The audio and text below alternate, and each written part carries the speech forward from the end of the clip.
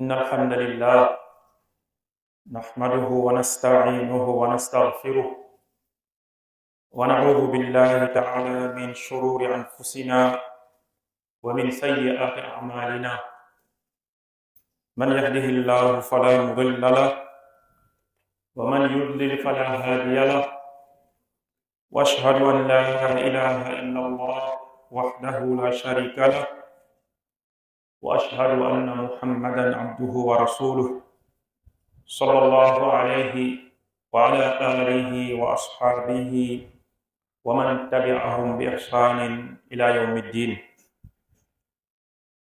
Louange à Allah subhanahu wa ta'ala, Seigneur des mondes.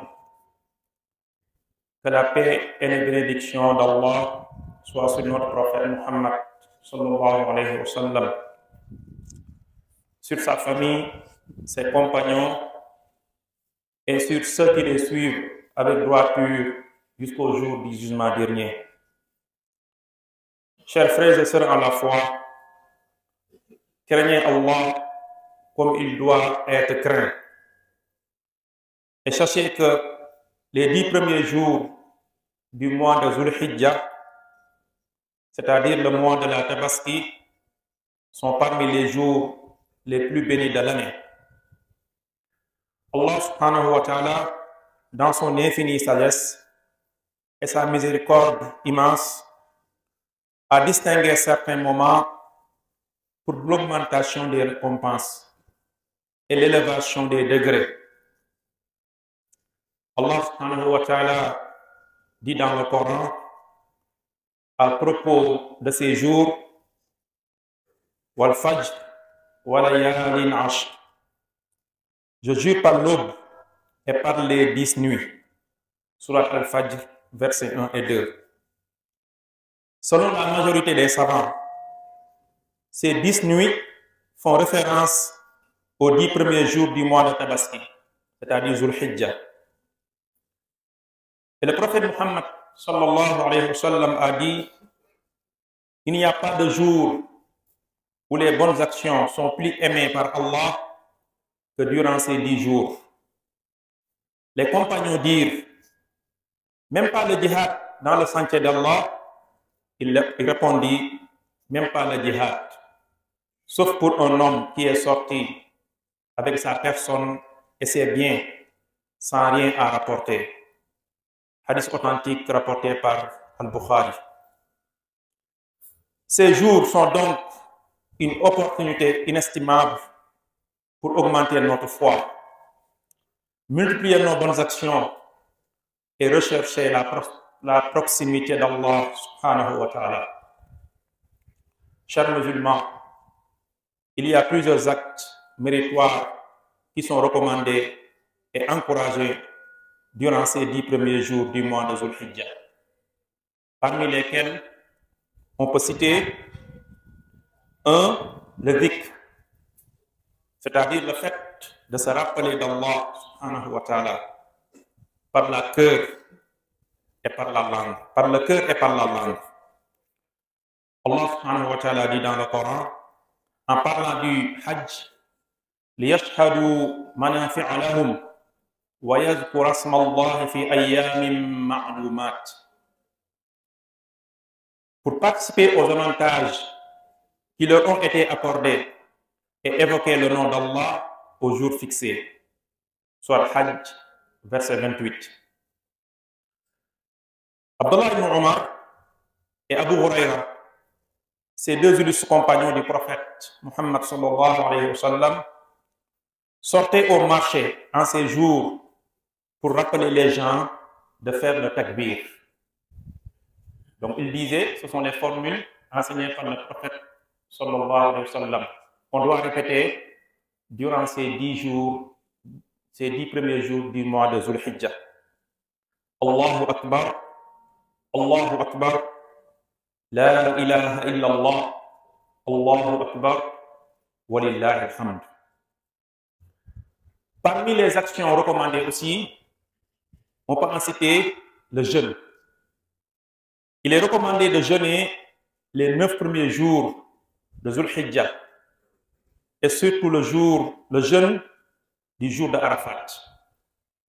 Pour ceux qui ne font pas le pèlerinage, le prophète alayhi salatu wassalam a dit: le jeûne du jour de Arafat efface les péchés de l'année écoulée et de l'année à venir. Hadith rapporté par Muslim. Parmi les actes méritoires, il y a aussi la prière, la lecture du Coran et aussi l'aumône. Ce sont des moments propices pour multiplier les prières sur le régatoire. La lecture du Coran, les invocations et aussi la charité. Parmi les actes méritoires aussi figure ce qu'on appelle al-udhiya, c'est-à-dire le sacrifice. Pour ceux qui en ont les moyens, il est fortement recommandé de sacrifier une bête le jour de la Tabaski. Allah subhanahu wa ta'ala dit dans le Coran: lan yanala Allaha luhumuha wala dima'uha walakin yanaluhu taqwa minkum kadhalika sakhkharaha lakum litukabbiru Allaha ala ma hadakum wa bashshiril muhsinin. Ni leur chair ni leur sang n'atteindront Allah subhanahu wa ta'ala. Mais ce qui l'atteint de votre part, c'est la piété. C'est-à-dire la piété qui a poussé la personne à égorger une bête uniquement pour Allah subhanahu wa ta'ala. Ainsi vous les a-t-il assujettis afin que vous proclamiez la grandeur d'Allah pour vous avoir guidé et annonce la bonne nouvelle aux bienfaiteurs. Surat Al-Hajj, verset 37. À noter aussi qu'il est interdit pour celui qui a l'intention de faire le sacrifice de se couper les cheveux ou la barbe ou de couper ses ongles, qu'il soit homme ou femme. Certains savants y ajoutent également le fait de se retirer la peau morte ou d'autres parties similaires. Le prophète alayhi salatu wassalam dit: lorsque vous voyez le croissant de lune de Zul Hajj et que l'un de vous veut sacrifier une bête, qu'il ne prenne rien de ses cheveux ni de ses ongles jusqu'à ce qu'il ait accompli le sacrifice. Hadith rapporté par Muslim.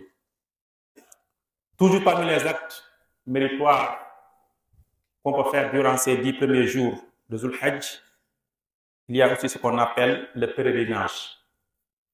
Le pèlerinage qui consiste à faire le Hajj et la Umrah. Le Hajj est le 5e pilier de l'islam.